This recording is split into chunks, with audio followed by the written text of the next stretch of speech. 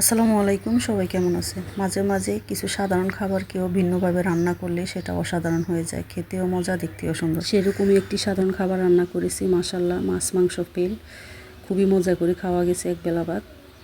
তো সেটা হলো কি, এই যে কচু, যেটা বাজার থেকে নিয়ে এসেছে বড় একটা কচু। তো এটা আমি প্রথমে কেটে নেব।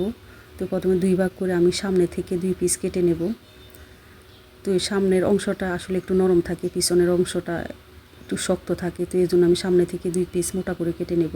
আপনারা চাইলে পাতলা করে কেটে নিতে পারেন। তো এভাবে আসলে একটু মাথায় আইডিয়া আসলে এভাবে একটু করে দেখি। কচু তো আমরা অনেকভাবে মাছ দিয়ে খেয়ে থাকি বা ভাজি করে খেয়ে থাকি, তো আজকে একটু ভিন্নভাবে ট্রাই করলাম। তো এভাবে 2 পিস আমি একটু মোটা করে কেটে নিয়েছি, যেহেতু একটু ভিন্নভাবে ট্রাই করবে এই জন্য একটু মোটা করে নিয়েছি। আর সামনের অংশটা একটু নরম, এই জন্য মোটা করে নিয়েছি। তো যাই হোক, এখন ভালো করে এগুলো ধুয়ে নিয়েছি। এখন একটা কাঁটা চামচের সাহায্যে একটু এভাবে ছিদ্র করে দেব, যাতে সিদ্ধ করার সময় লবণ ঢুকে যায় ভিতরে। তো সেমভাবে দুটোকে আমি করে নেব। যাই হোক, এখন সিদ্ধ করার পালা। তো প্রথমে একটা পাতিলে আমি কিছু পরিমাণ পানি দিয়ে এর মধ্যে লবণ, হালকা একটু হলুদের গুঁড়ো দিয়ে দিয়েছি। দিয়ে এভাবে দুইটা কিছুক্ষণ ভাপ দিয়ে নেব বা সিদ্ধ করে নেব। তো যেহেতু এটা আবার ভাজতে হবে, তাই সিদ্ধটা আমি একবারে পুরোপুরি করি না, যেহেতু একটু হালকা সিদ্ধ করে নিয়েছি। এখন পানি ঝরিয়ে নেব। যাই হোক, এখন যে মশলা দিয়ে আমি মাখাবো, হলুদ গুঁড়ো, মরিচ গুঁড়ো, গরম মশলা গুঁড়ো, জিরার গুঁড়ো, ধনিয়া গুঁড়ো সব দিয়ে, এবং একটু পেঁয়াজ বেরেস্তা দিয়ে দিয়েছি। এটা দিলে এটার ফ্লেভারটা ভালো আসে, এই একটা পেঁয়াজ বেরেস্তার কারণে।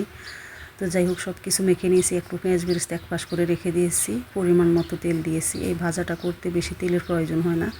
তো তেল দিয়ে আমি আগুনটা একটু কমিয়ে দিয়েছি। যখন এভাবে সিদ্ধ হয়ে যাবে, যে পেঁয়াজ বেরেস্তা একটু উঠিয়ে রেখেছি সেটাকে আমি উপর থেকে দিয়ে দেব। তো এইভাবে উপর থেকে পেঁয়াজ বেরেস্তাটা দেওয়াতে এটা একবারে পুরো কাবাবের মতো মনে হয়েছে, খেতেও সেম কাবাবের মতো লেগেছে। মাখানো মশলাটা বা পেঁয়াজ বেরেস্তার মশলাটা আমি এভাবে উপর থেকে দুইটার ভিতরে দিয়ে দেব, দুইটার উপরে দিয়ে দেব। দিয়ে আমি এটা উল্টিয়ে দেব, সামান্য আরেকটু তেল দিয়ে দেব, এবং আগুনটা একবারে মিডিয়াম করে কিছুক্ষণের জন্য ঢাকনা দিয়ে রাখবো, 2 থেকে 3 মিনিটের মতো। এবং এটা ভাজা ভাজা হয়ে যাবে, আর এর ফ্লেভারটা এত ভালো এসেছে, পুরো কাবাবের মতোই। তো যাই হোক, এভাবে ভাজা ভাজা করে নামিয়ে নিয়েছি। আর এটা খেতে অসম্ভব মজার হয়েছে, বোঝাই যায় না যে এটা আসলে কচু দিয়ে তৈরি।